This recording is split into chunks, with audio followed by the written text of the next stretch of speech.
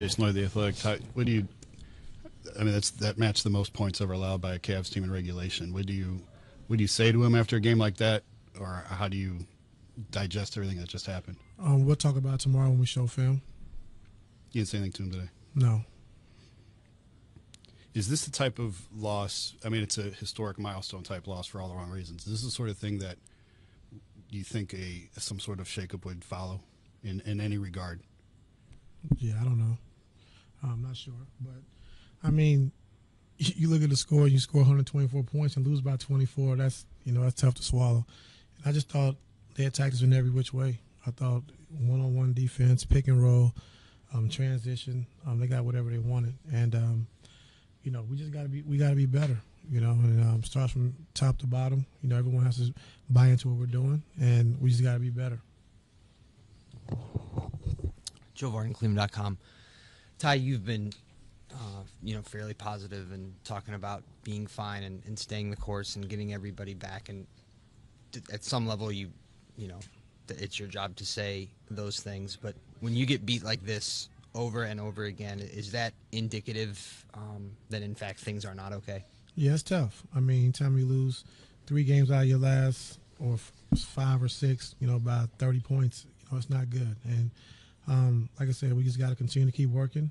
I thought the last 3 games we took a step forward, but obviously tonight, we took another step backward. So just got to keep going to the drawing board and, figure out, what we need to do to get better.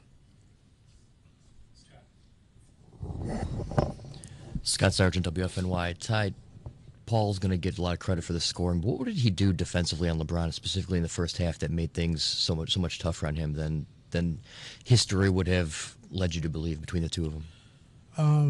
I think he does a good job of trying to get into Bron and testing his handle. But once LeBron gets by him, then he has Big Adams in the back line waiting on him. Or even when they post up, they do a good job of tilting and trying to get the ball out of his hands when you try to play to the post on Paul George. But he does a good job of fighting over screens, getting into the ball, and and he's a good defender. Specific to Adams, was obviously the first 90 seconds or so didn't go as you planned because you called that timeout. But what were they doing that you guys just couldn't seem to counter for when he was having so much success as a role man? I gotta watch it. I think to start the game, like you said, coming out, Kevin had 2 good shots, and he just couldn't make. And he didn't have a lot of energy. We knew before the game he was sick, and he was going to try to give it a go, but he couldn't get through it. So, with him on the floor, you got to spread him out. You can't let him, play in the paint, roam, and help defensively. And if he does, you got to have shooters around that can make shots. So, he did a good job tonight. They crushed us on the glass, tonight. He's a big guy down there. He's a big load, and you saw that tonight. David Benjamin, ESPN. Isaiah Thomas had one of his better games since coming back offensively. That was one, I guess, area where you guys were struggling and you took care of it. Then you guys had been playing really well in the first half of the last 3 games, but tonight got blitzed in the first half. Do you feel like as you identify or fix one problem, other problems are popping up? Well, tonight it did. We've been struggling to score the basketball, and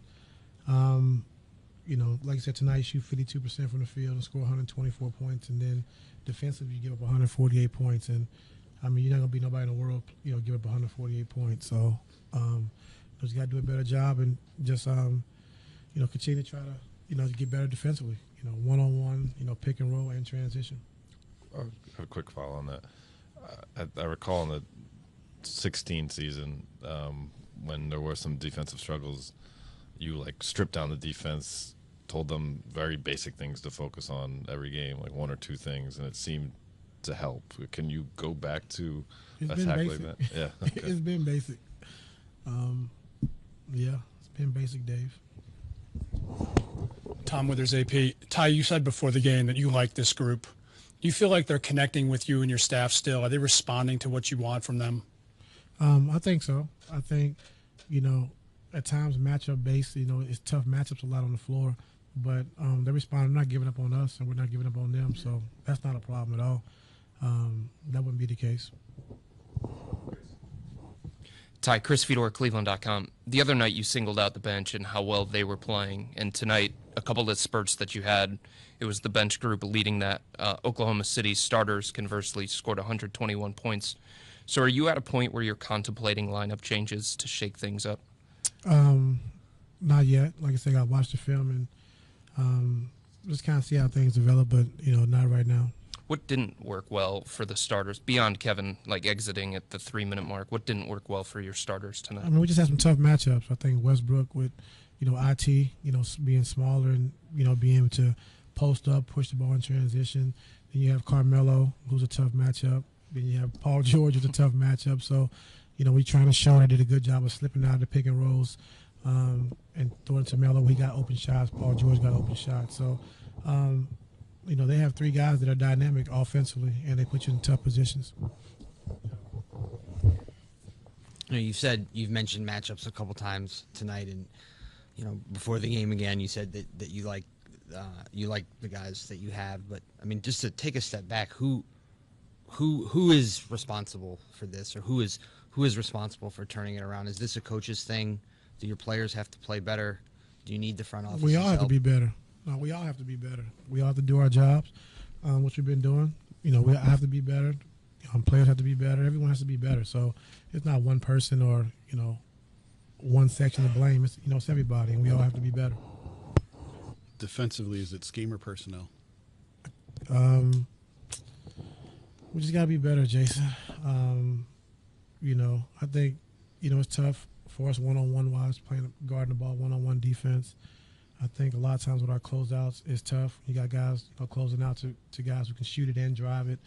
Puts a lot of pressure on your defense. So we just got to continue to keep working on and look at different things to make us